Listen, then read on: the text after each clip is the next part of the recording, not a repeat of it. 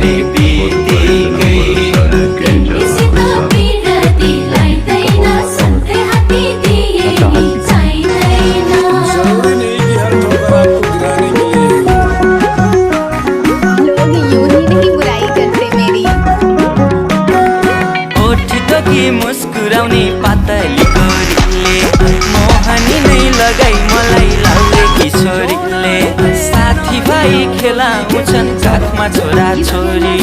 मनको कुरो तिमीलाई मैले बुझाउनु कसरी सिन्दुर भरी खाली त्यो सिउँदोमा लान्छु तिमीलाई आऊ